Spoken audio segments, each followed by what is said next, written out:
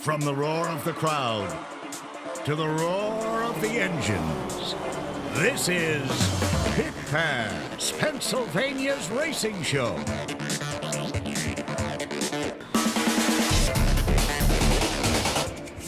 Pit Pass features all your favorite tracks, interviews, highlights,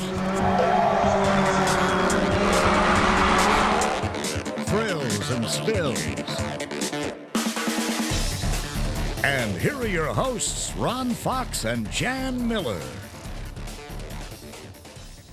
Hello and welcome to Pit Pass. Now we're deep into the racing season, so you no longer have to wait for the weekends if you want to go to the races. If you look, you'll find them during the week. We did. We went to Big Diamond on Tuesday and Lernerville on Thursday. Now those were World of Outlaws late model shows.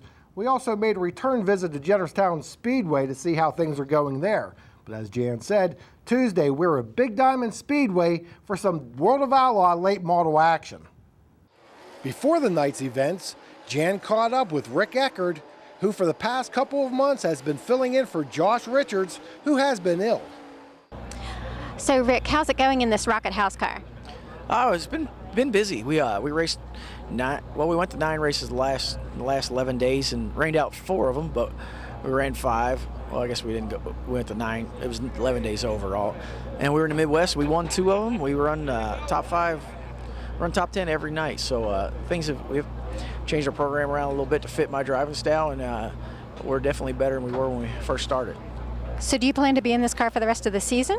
Yeah, the rest of the season. After that, we're not sure.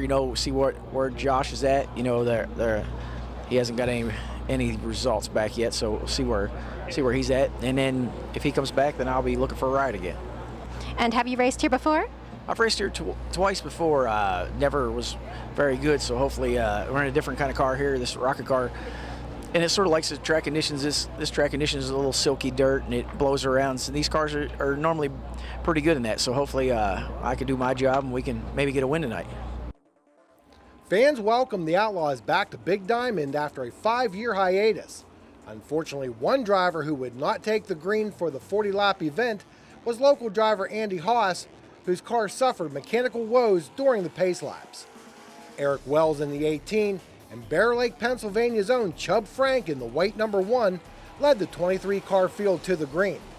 Frank is able to take the point position by the time they exit turn 2. Behind the lead duo, Darrell Lanigan in the 29 races to the inside of the 25 of Shane Clanton in a battle for third. Lanigan squeezes his mount under Clanton exiting 4, but it is Clanton with a slight advantage heading back into turn 1. As they exit 2 and start down the backstretch, Lanigan begins to pull even with the 25 machine. By the time they get through 3 and 4, Lanigan has the 3rd spot. One of the fastest cars Tuesday night was Dan Stone in the 21. Here he takes a position from Clint Smith in the 44. During the early stages of the race, Wells and Lanigan ran within a couple of car lengths of each other, while up front, Frank began to lap cars. Here he puts Port Royal regular Tim Wilson a lap down. A caution with 11 laps down would erase Chub Frank's lead over Wells and Lanigan. Lanigan makes the outer groove work for him going through turns 1 and 2 on the restart. By the time they hit the backstretch, Lanigan has cleared Wells for the runner-up spot. On the next lap, Rick Eckerd pulls the same move as Lanigan did on the restart to move up to 3rd place. On lap 25, Lanigan takes his shot at the lead as Frank was encountering the tail of the field. But they would complete only one more lap before the caution came out again when Boone Briggs slowed on the track. On the restart, Eckerd is able to beat Frank to the line. Eckerd extends his gap over Frank going through 1 and 2 as we see Stone, who started in the 10th position, sandwich himself between Frank and Wells. Eckerd would chase Lanigan for the next few laps, but couldn't quite mount a challenge for the lead. A caution with 5 laps to go gave Eckerd another shot at Lanigan, but Lanigan pulls away on the single file restart. Frank, Stone, and Wells still run 3rd through 5th, and Darrell Lanigan would hold off Rick Eckerd to take the checkers in the Diamond Shines 40. Well, congratulations on your win, Darrell. Were you holding back because you didn't really take the lead until the 25th lap?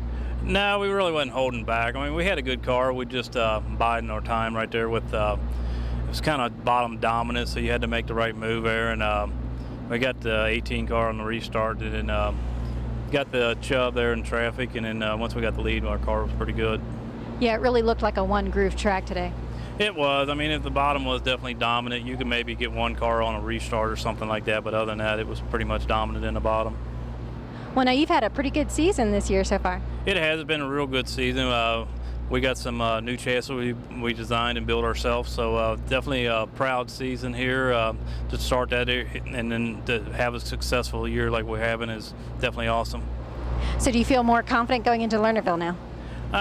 We've been confident all year, like I said. We unload our stuff's right, and we got the best piece we can bring to the track. So definitely confidence is always up with our team, and definitely go there with hope to win the 30 grand. Well, you have some tight competition. It definitely is. You'll have the best of the best there, so you're definitely going to have to be on top of your program. Okay, great. We wish you the best. Thank you. So Darrell Lanigan collects the $8,000 winner's check. Rick Eckert, Chubb Frank, Dan Stone, and Eric Wells round out the top 5. Also in the car to Big Diamond on Tuesday night were the Roadrunners. Outside pole sitter Chris Holland in the number 8 would grab the lead at the start of the 20-lap feature. As he clears Chris Ney in the 54, the 22 of Tom Havlett falls into line for third after beating the 10 of Sean Elk for the spot. By the time they've completed 7 laps, Holland has a comfortable lead over the 4-car battle for second. The 97 of Jeremy Becker has joined the mix, which sees some close quarters action, and maybe a little too close as Ney goes for a spin on the backstretch. Holland gets a good jump on the restart, while Havlett, Elk, and Becker battle for the second spot as they start down the backstretch. Second place would become a 2-car battle, with Becker and Elk mixing it up going through turns 3 and 4 and down the front stretch. Becker edges Elk at the line and clears him before they enter turn 1. Elk would later drop out of the event. And Chris Holland would go on to lead flag to flag in the Roadrunner feature. Becker held on to second, with Andrew Fayesh the third, Terry Kramer Jr., and Tom Havlett finishing 3rd through 5th. Well, after being at Big Diamond, the World of Outlaws moved on to Lernerville for the Firecracker 100's annual 3-day racing experience. Now, we were there for the first day of the Firecracker 100 weekend, so some of Thursday night's highlights from Lernerville Speedway will be coming up. That and more when Pit Pass returns. Pit Pass is brought to you by Milheim Small Engine, your local Husqvarna dealer, located just 1 mile west of Milheim. Pocono Raceway, the Tricky Triangle. Visit PoconoRaceway.com for tickets. And by Seagram's Escapes. Color your summer.